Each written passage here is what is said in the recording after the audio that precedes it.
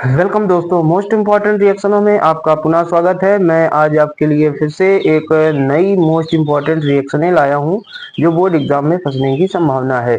उनमें से एक है सैंडमायर अपक्रिया। सैंडमायर वह अपक्रिया है जिसमें बेंजीन डाइएजोनियम क्लोराइड को क्यूप्रस क्लोराइड व HCl की उपस्थिति में 60 डिग्री सेल्सियस पर गर्म करते हैं तो क्लोरोबेंजीन का निर्माण होता है। इस प्रकार की अपक्रिया को सैंडमायर अपक्रिया कहते हैं। तो बेंजीन डाइएजोनियम क्लोराइड का फार्मूला है दोस्तों, ये बेंजीन डाइएजोनियम क्लोराइड का फार्मूला हो गया N11NCl या N2Cl भी कह सकते हैं इसे।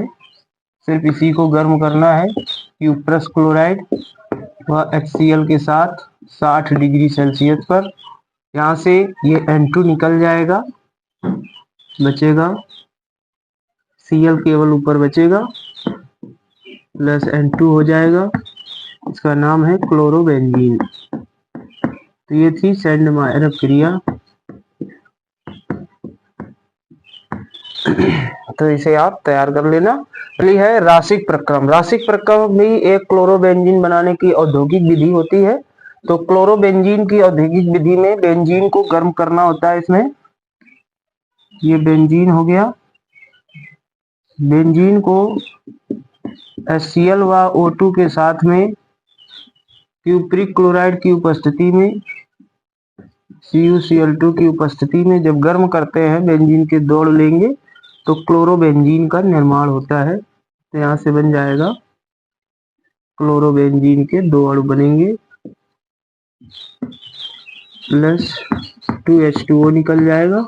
इस प्रकार बेंजीन से क्लोरोबेंजीन का जो निर्माण है, ये औद्योगिक विधि है क्लोरोबेंजीन की, उसे रासिक प्रक्रम के नाम से जाना जाता है। तो आगे और बताने वाले, तो ये है DDT का निर्माण। DDT को क्लोरोफॉर्म अब देखिए DDT का निर्माण कैसे होता है। तो क्लोरोबेंजीन को गर्म करना है हमें क्लोरल के साथ सांद्र H2SO4 की उपस्थिति में। ये क्लोरोबेंजीन हो गया,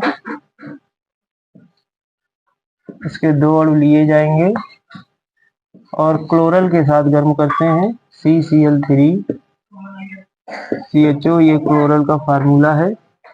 और चेंजेस टू कंसंट्रेट H2SO4, इसके साथ में जब गर्म करते हैं तो DDT का निर्माण होता है। तो देखिए यहाँ से ये डबल बॉन्ड ऑक्सीजन सदैव जुड़ता है, ये ऑक्सीजन हटेगा, यहाँ से क्लोरीन हटेगा और इसके 2 अणु यहाँ पर ऐड हो जाएंगे।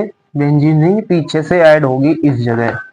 तो देखिए CCl3CH बचेगा, एक रिंग ऊपर और एक रिंग नीचे की तरफ जोड़ देंगे। इसे पीछे से रिंग जोड़ देनी है। ये पहली रिंग जोड़ेंगे,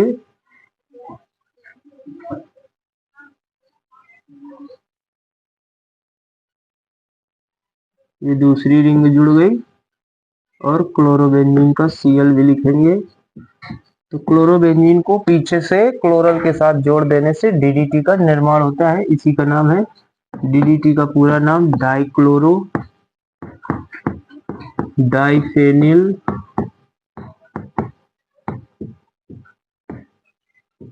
ट्राइक्लोरो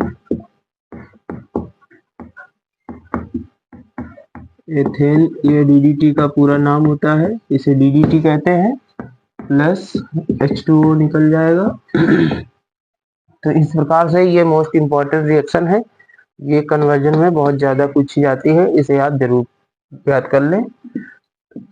अगली है बूबो ब्लांक अपचयन। ये अल्कोहल के निर्माण की एक विधि है। इसमें एस्टर से अल्कोहल का निर्माण होता है। तो इसमें एस्टर लेंगे कोई CH3COO C2H5 एथिल एसीटेट को अपचयन कराना है सोडियम और एथिल अल्कोहल के साथ Na C2H5OH की उपस्थिति में। जब अपचयन होगा तो एथिल एसीटेट हमारा अल्कोहल में कन्वर्ट हो जाएगा, यानी एस्टर से अल्कोहल का निर्माण बूबो ब्लांक अपचयन कहलाता है। तो यहाँ से बन जाएगा, ये 2 भागों में यहाँ से टूटता है, इतना पार्ट अलग होगा, इतना पार्ट अलग होगा। तो ये CH3CO बनेगा, CH3CO रहेगा, इसके 3H इसमें ऐड कराएंगे। तो 3H ऐसे ऐड कराना है, 2 यहाँ पर रखना है OH हो जाएगा। अब ये C2H5O के साथ में एक H और जोड़ देना है, तो ये एथिल अल्कोहल ही दो पार्ट्स का बनता है। ये दोनों ही एथिल अल्कोहल के फार्मूले हैं। तो एस्टर से एथिल अल्कोहल का निर्माण बूबो-ब्लांक अपचयन कहलाता है। तो ये है हैलोफॉर्म अपक्रिया। हैलोफॉर्म अपक्रिया में क्लोरोफॉर्म या ब्रोमोफॉर्म या आइडोफॉर्म का निर्माण होता है। तो उस प्रकार की सभी अपक्रियाओं को हैलोफॉर्म अपक्रिया कहते हैं। और एग्जाम्पल के लिए ले सकते हैं एथिल अल्कोहल को। एथिल अल्कोहल को आयोडीन के साथ गर्म करेंगे तो आइडोफॉर्म बन जाएगा, Cl2 के साथ गर्म करेंगे तो क्लोरोफॉर्म बन जाएगा। और NaOH के साथ में गर्म करते हैं तो कह सकते हो एथिल अल्कोहल को आयोडीन व NaOH के साथ गर्म करते हैं तो आइडोफॉर्म का निर्माण होता है। आइडोफॉर्म पीले रंग का ठोस पदार्थ है। इस प्रकार की अपक्रिया को हैलोफॉर्म अपक्रिया के नाम से जाना जाता है। तो यहाँ बनेगा आइडोफॉर्म CH3 प्लस 5Na बनेगा प्लस HCOONA बनेगा प्लस H2O बन जाएगा। यहाँ से 6 7 5H2O बनता है। तो ये थी हैलोफॉर्म अपक्रिया। इसी प्रकार की एक मोस्ट इंपॉर्टेंट रिएक्शन है कोल्वे स्मिथ अपक्रिया। कोल्वे स्मिथ अपक्रिया में सैलिसिलिक अम्ल का निर्माण होता है। सोडियम फिनॉक्साइड को गर्म करना है। तो ये है सोडियम फिनॉक्साइड का फार्मूला। ऊपर टॉप पोजीशन पर ONA जोड़ते हैं, ये सोडियम फिनॉक्साइड का सूत्र है। इसमें CO2 गैस प्रवाहित करते हैं। जब इसमें CO2 गैस प्रवाहित करेंगे तो बनेगा सोडियम सैलिसिलेट। ये सोडियम सैलिसिलेट का फार्मूला है। इसको हम HCl द्वारा तनु करते हैं, अम्लीय कराएंगे तनु HCl द्वारा। तो ये Na के साथ Cl निकल जाएगा, H यहाँ पर शिफ्ट हो जाएगा। तो इस प्रकार सैलिसिलिक अम्ल का निर्माण होगा। COOH यहाँ जुड़ेगा, OH हो गया, इसका नाम सैलिसिलिक अम्ल है।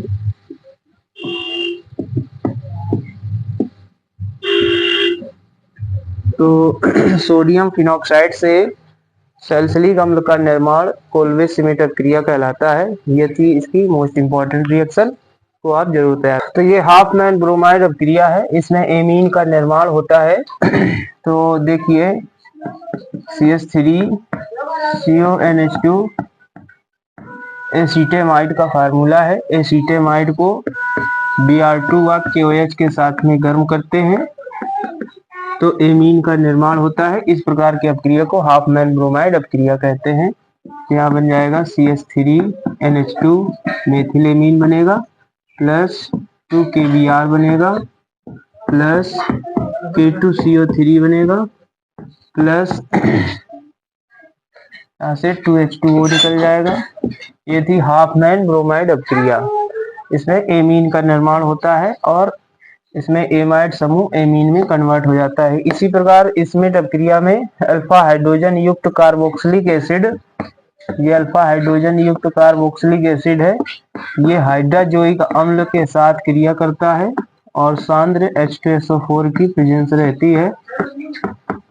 तो जब अल्फा हाइड्रोजन युक्त कार्बोक्सिलिक अम्ल का हाइड्रोजोइक अम्ल और HCl के साथ में गर्म करते हैं तो ये COOH समूह NH2 में कन्वर्ट हो जाता है। इस अपक्रिया को स्मिथ अपक्रिया के नाम से जाना जाता है। ये COOH यहाँ से खत्म हो जाएगा, बनेगा CH3NH2 मेथिलेमीन बनेगा और CO2 गैस निकल जाएगी, N2 गैस निकल जाएगी। तो ये थी स्मिथ अपक्रिया। कह सकते हो एसिटिक अम्ल को हाइड्रोजोइक अम्ल और सांद्र सल्फ्यूरिक अम्ल के साथ गर्म करते हैं तो मेथिलेमीन का निर्माण होता है। इस अपक्रिया को स्मिथ अपक्रिया के नाम से जाना जा सकता है। इसी में और एग्जाम्पल दे सकते हो, अगर कार्बन की मात्रा बढ़ जाएगी तो एमीन उतनी ही क्वालिटी का बनेगा। जैसे ये हमने ले लिया प्रोपियोनिक अम्ल का फार्मूला है, कंसंट्रेट H2SO4 हो जाएगा प्रेजेंस में। अब यहाँ से ये COOH हटेगा, बनेगा CH3CH2NH2। ये कन्वर्जन में बहुत काम आती है reaction, plus N2 same to same होगी तो इसे स्मिथ अपक्रिया के नाम से जाना जाएगा।